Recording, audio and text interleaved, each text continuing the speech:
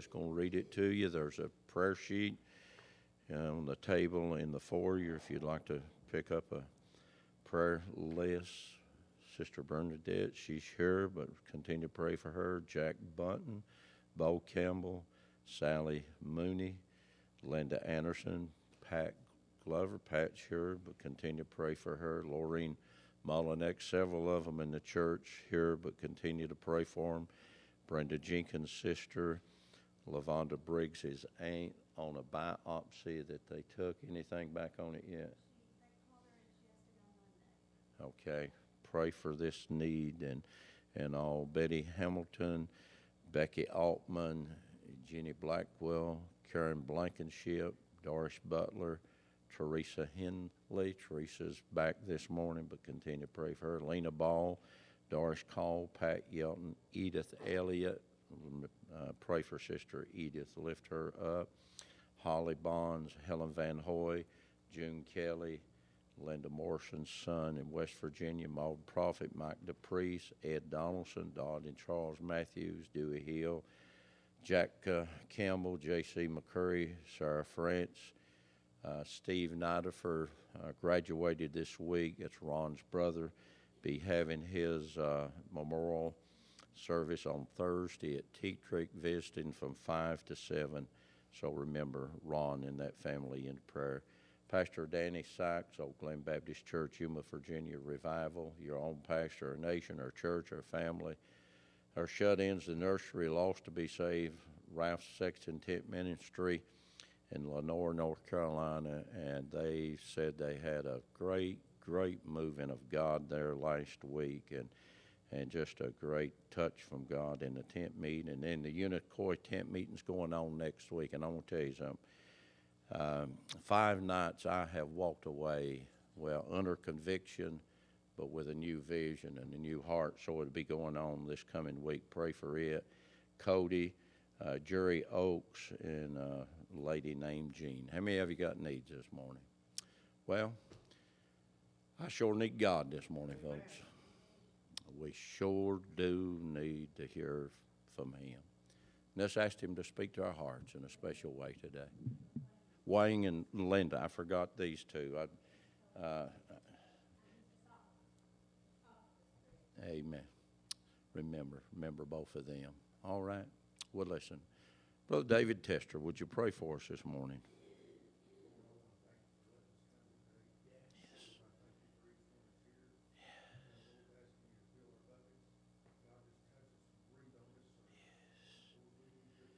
Yes, God, great.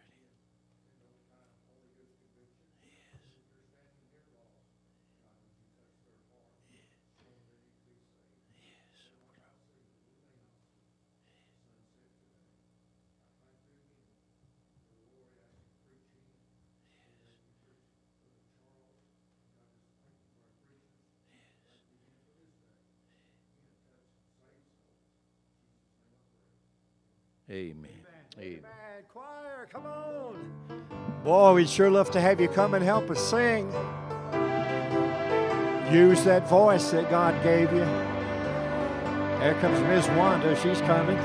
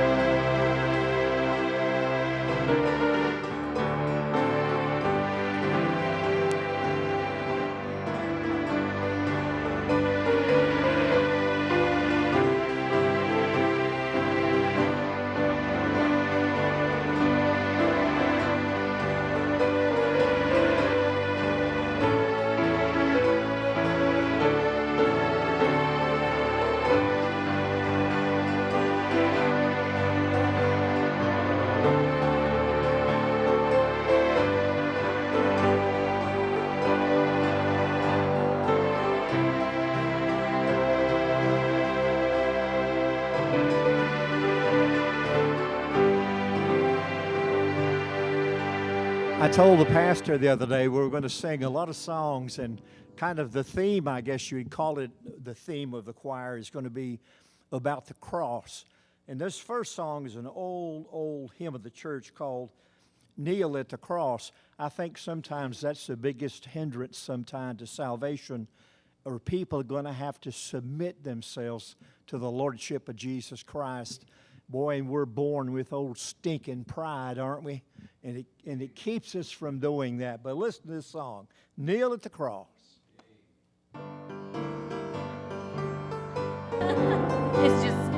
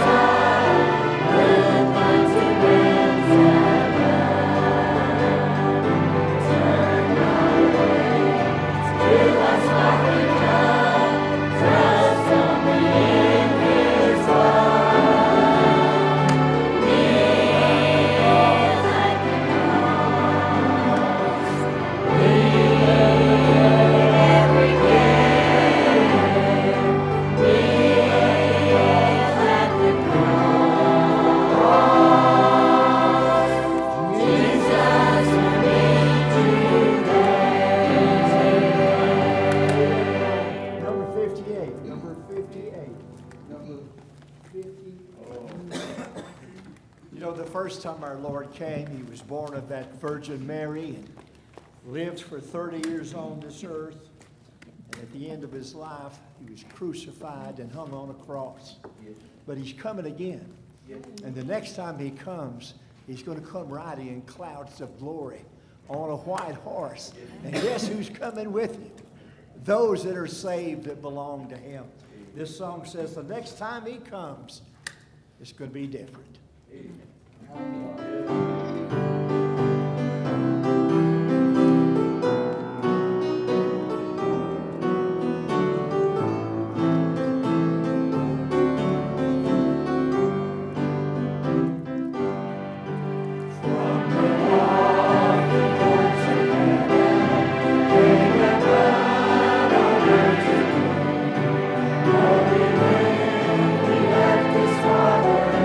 and his way.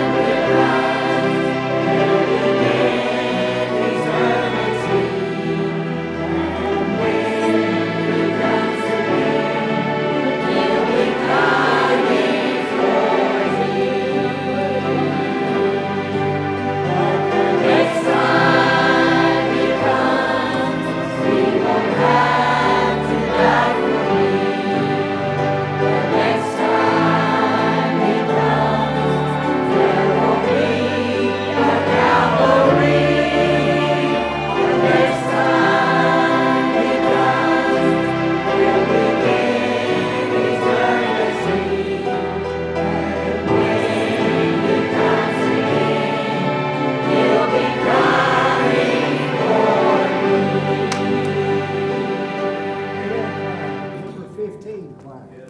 Number 15. Number 15. You know, there was a great battle on the cross that day. There was a battle between good and evil. There was a battle between the glory of God and the evil of Satan. But on that cross that day, a victory was won. And the choir sings this song, "Victory was won for you and I at Calvary."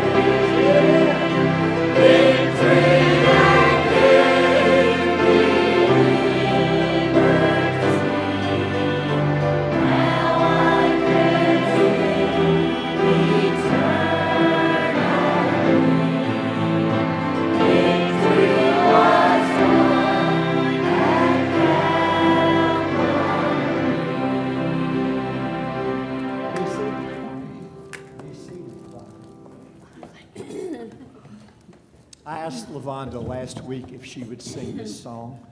We've only done this, I guess you would say maybe at Easter time. But it is such a touching song as we sing about the cross. And as I read Isaiah 52 and 53, where Isaiah tells us that the Lord's face was marred beyond recognition. You couldn't recognize him as a human. He had been beat that much. This song really touches my heart. It's called "The Day He Wore My Crown."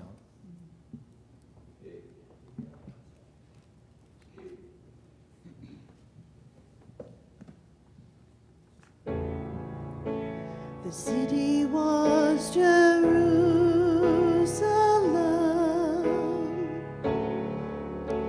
The time was long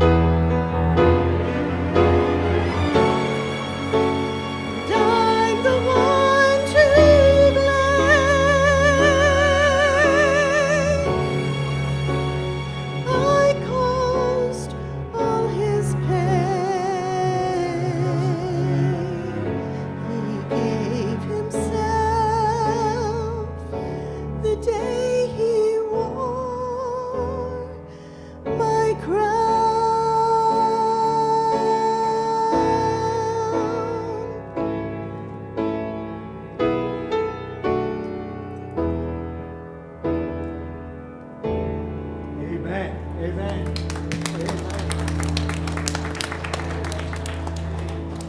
149.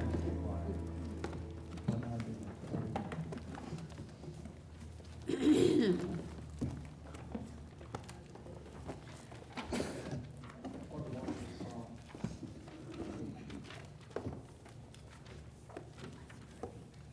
Get our mic to cooperate. There we go.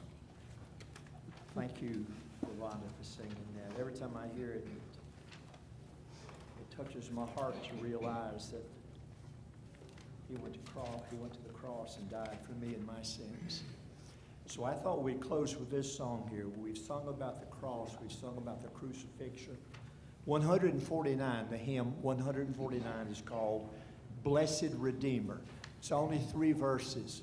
And in 3 verses, it tells the story of the crucifixion. Stand with us. 149 is the hymn number.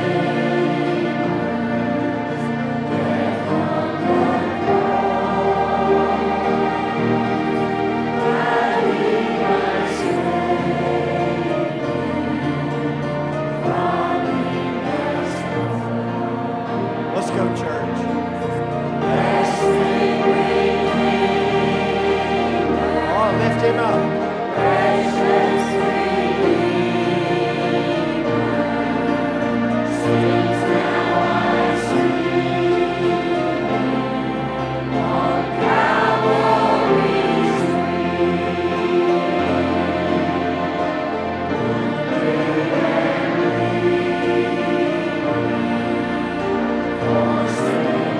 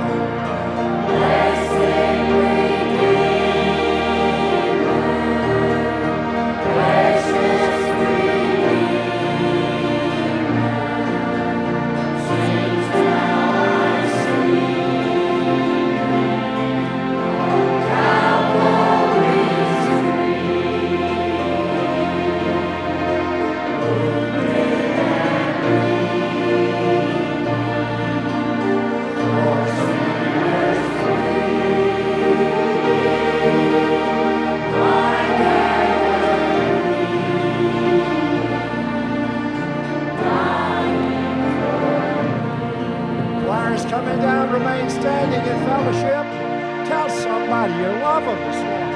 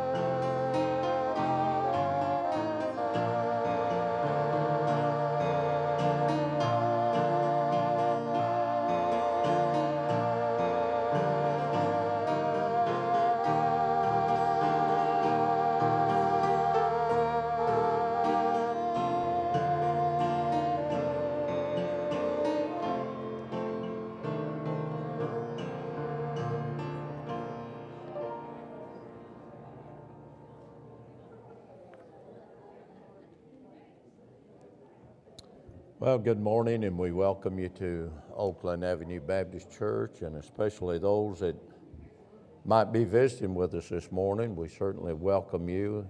If you're visiting with us, never had a visitor's packet or filled out a visitor's card, our ushers are standing here at the front. When you walk back, just hold your hand up if you're visiting with us today. They'll give you a visitor's packet that's got information about the church, and it's got a visitor's card in it. Ask you to take that card out and fill it out, and we'll receive an offering in a few moments. Drop that card in. Let me read a couple of thank you cards to the church.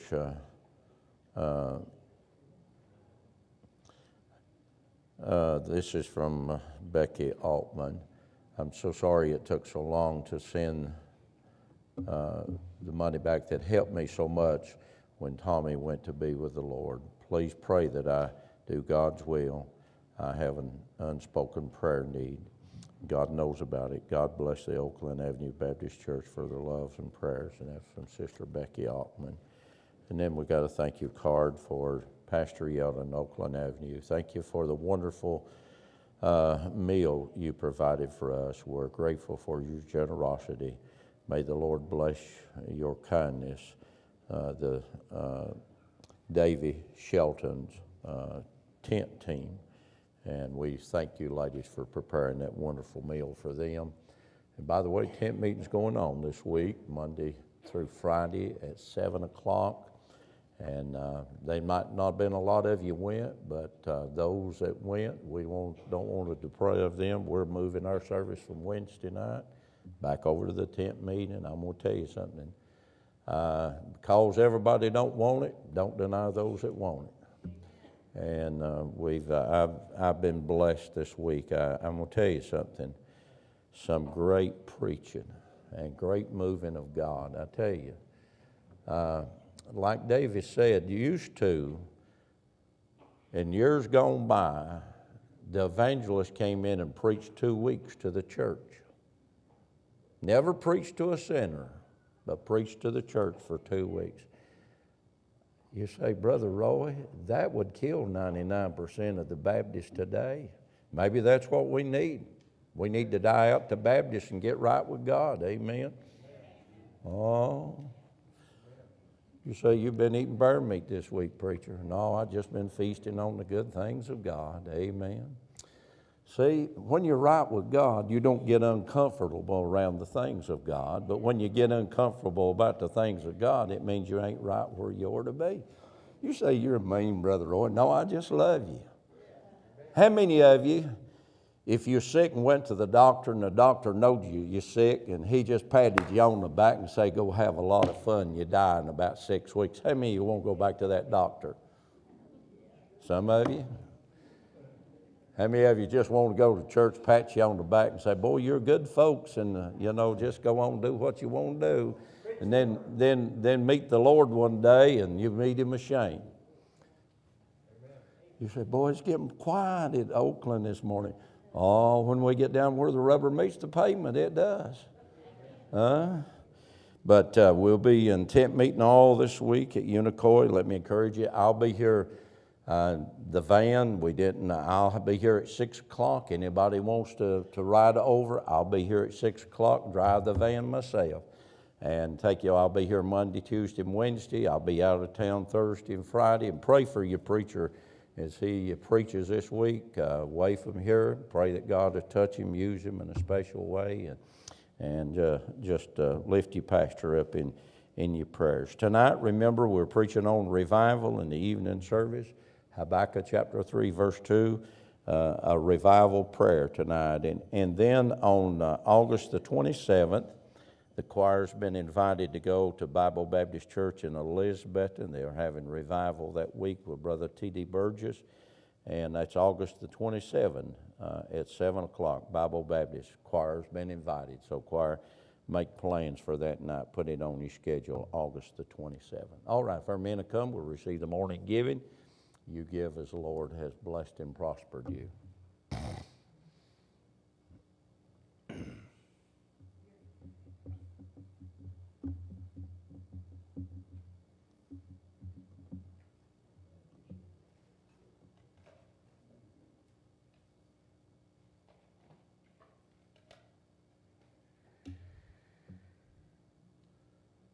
Us bow and ask the blessing this morning. Let's stand. Would you pray for us?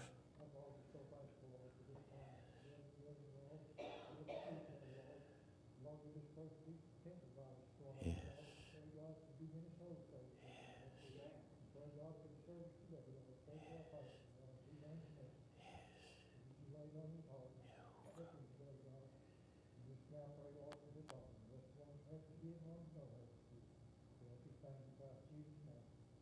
Amen. Amen.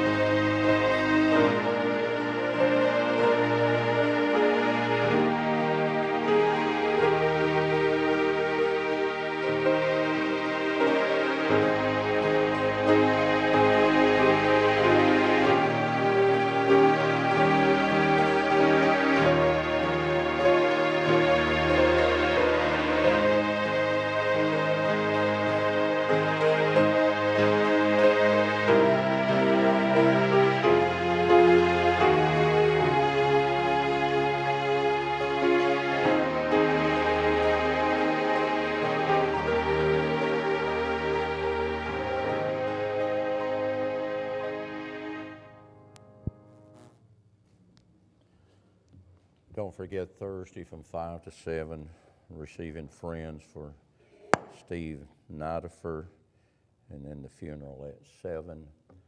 Brother Charles will be taking care of that for us as I'll be out of town, and pray for Ron and the family.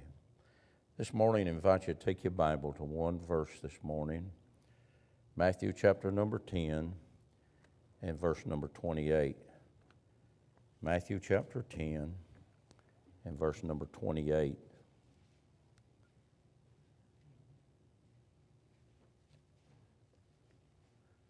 Matthew 10, verse 28.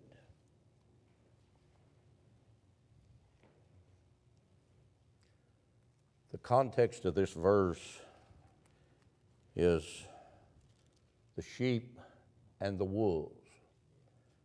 And our Lord said that they would be the wolves that would come and devour the sheep. How many of you know through the history of the church there's been a lot of martyrs? How many of you know during the history of the church there have been a lot of wolves killed a lot of sheep? Well, you just remember where the wolves went to and just remember where the sheep go to. And this verse, in the context of that, and the Lord is saying to the disciples, fear not them which kill the body. Don't fear the wolves. All they can do is come in and they can take your life here on earth, but they can't take your soul. They cannot take that away from you. And fear them which kill the body, but are not able to kill the soul. But rather fear him, who is him, Jehovah, Yahweh, Elohim, God, which is able to destroy both soul and body in hell or Hades. The title of the message is this morning, The Unforgotten Message. The Unforgotten Message. Shall we pray?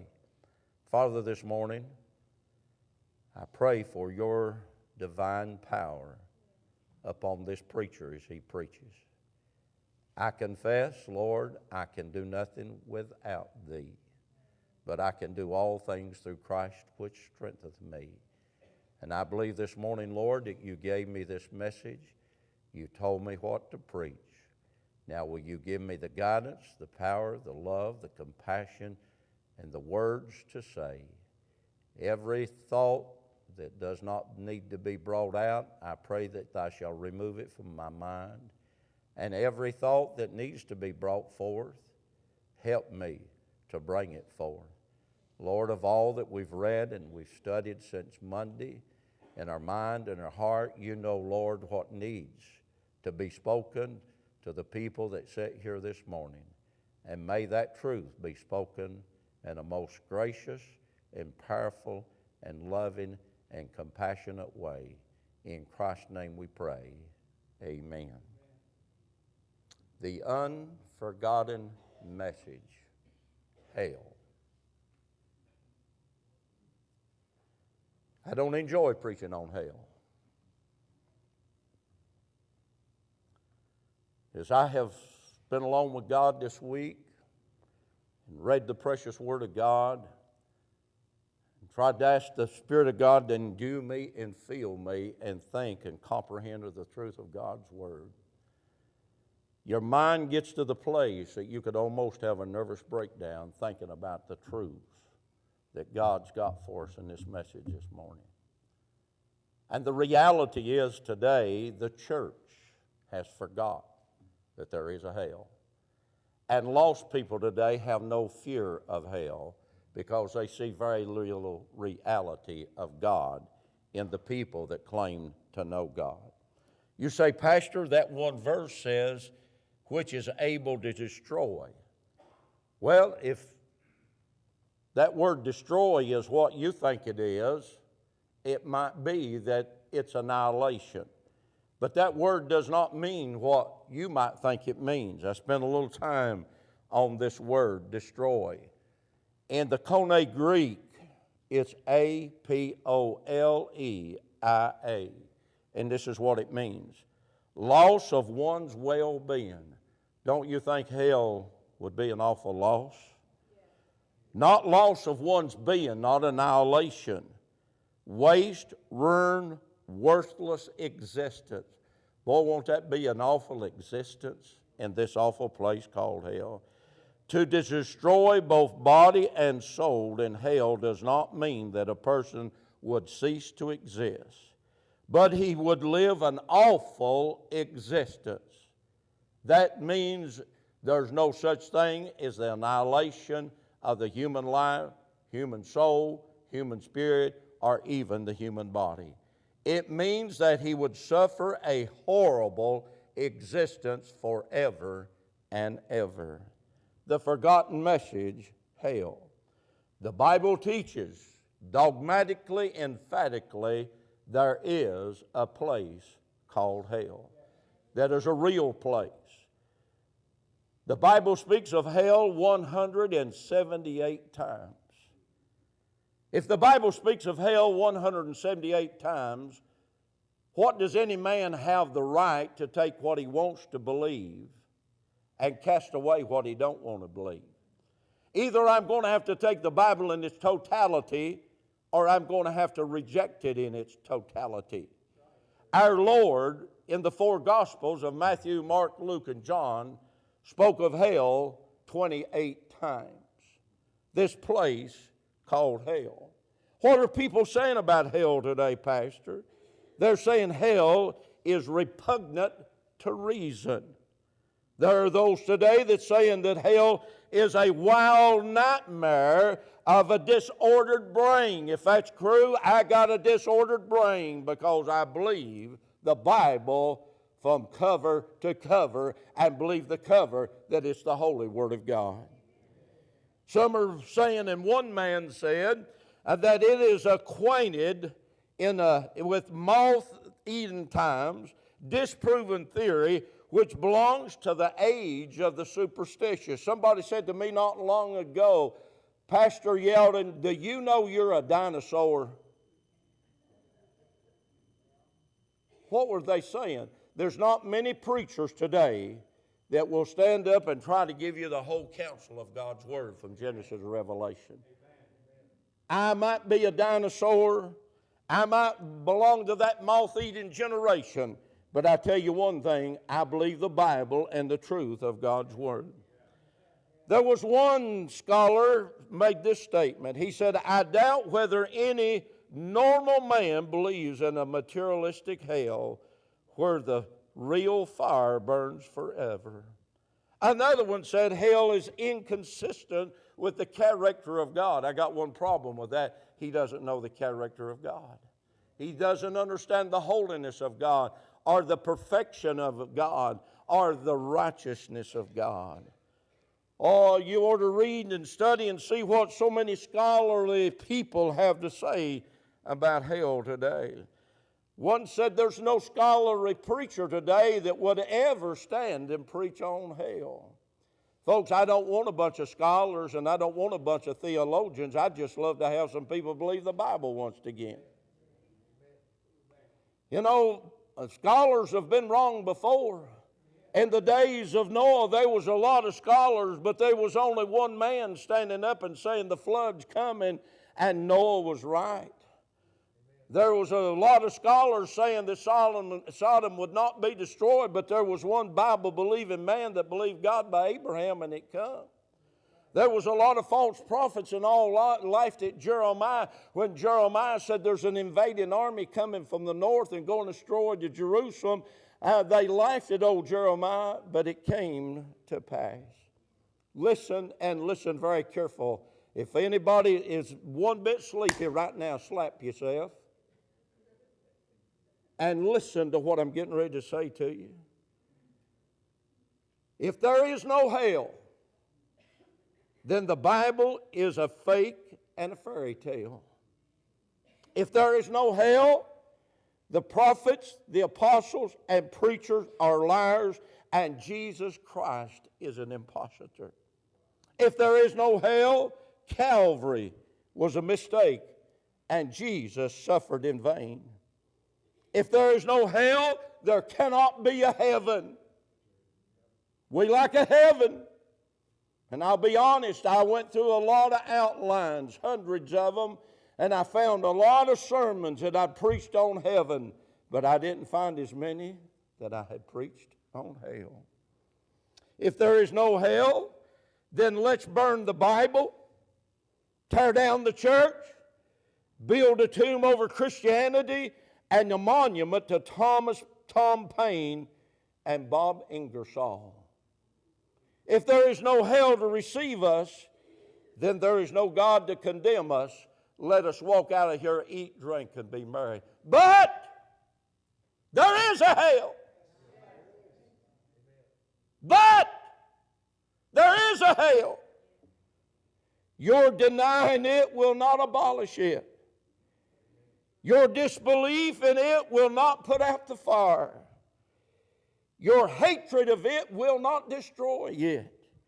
May I say to you, I hate snakes, I hate murder, I hate war, I hate adultery, I hate sin of all kind, but my hatred of them will not destroy them.